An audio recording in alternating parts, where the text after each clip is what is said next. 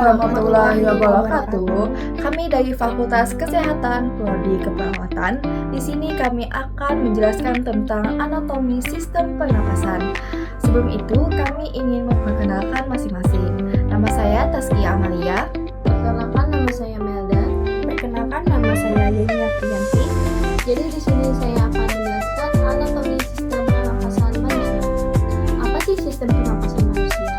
Sistem pernapasan manusia adalah sistem organ yang berfungsi untuk proses pertukaran gas, yaitu mengambil oksigen atau O2 dari udara dan mengeluarkan karbon dioksida atau CO2 dari tubuh. Proses ini sangat penting untuk menghasilkan energi bagi sel-sel tubuh. Akan selanjutnya dijelaskan oleh teman saya.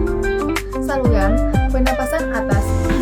Bagian ini berfungsi sebagai jalur masuk udara ke dalam tubuh dan juga menyalin udara dari kotoran atau mikroorganisme.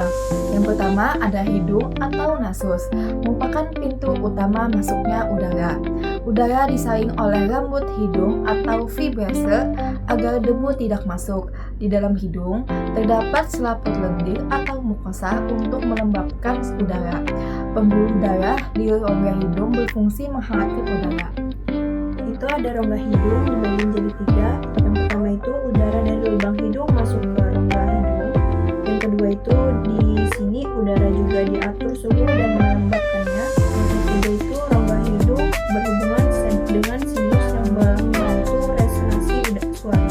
Itu ada faring, tenggorokan, itu dibagi menjadi 2, merupakan jalur yang menghubungkan rongga hidung dan mulut ke laring. Terus faring juga dilalui makanan, jadi berfungsi ganda, pernapasan dan pencernaan. Selanjutnya akan dijelaskan oleh Melda.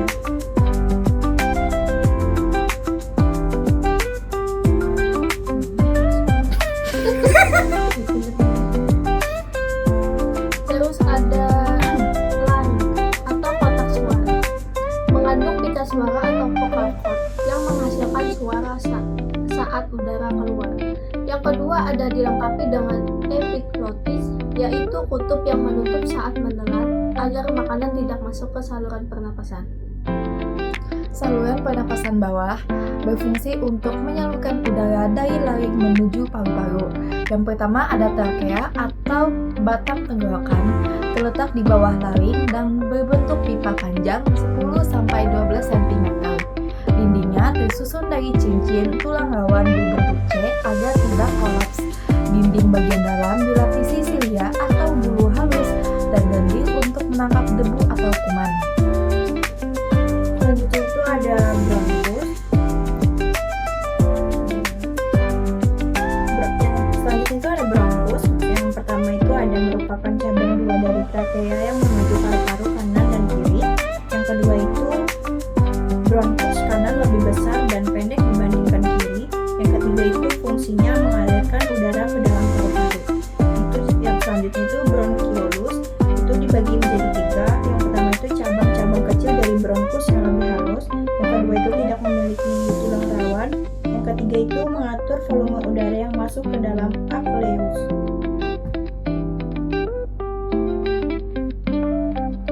Terus ada alveolus atau gelembung udara, struktur kecil seperti kantung berjumlah jutaan di paru-paru. Tempat pertukaran gas O2 atau CO2 terjadi melalui diskusi, dikelilingi oleh kapiler darah agar pertukaran gas lebih efisien. Dindingnya sangat tipis dan lembab. Paru-paru atau pulmon, organ utama sistem pernapasan yang terletak di rongga dada, dilindungi oleh tulang rusuk. Paru-paru kanan terdiri dari 3 lobus, atas, tengah, bawah. Paru-paru kiri terdiri dari 2 lobus, atas dan bawah, lebih kecil karena di sebelahnya ada jantung. Dilapisi oleh selaput pleura yang berfungsi melindungi paru-paru dan mengurangi gesekan saat bernapas. Terus ada otot-otot pernapasan. Otot ini membantu proses masuk dan keluarnya udara. Yang pertama ada diafragma.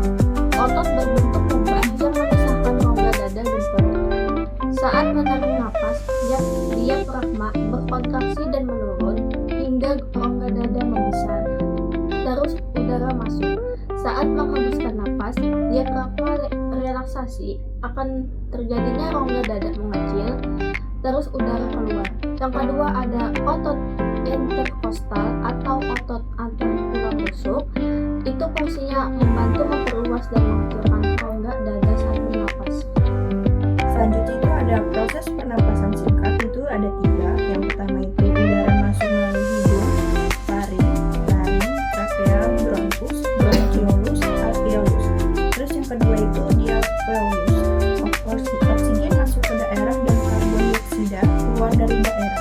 Yang ketiga itu karbon dioksida nantinya dikeluarkan melalui jalur yang sama secara terbalik. Demikianlah dari presentasi kami. Mohon maaf apabila ada salah kata. Di sini aku ada kesimpulan, sistem pernapasan manusia itu adalah mengambil oksigen O2 dari udara untuk mengeluarkan karbon dioksida atau CO2 dari tubuh. Jadi presentasi dari kami undur diri. Wassalamualaikum warahmatullahi wabarakatuh. Sampai aja 7 menit. Anjay. Gak apa-apa.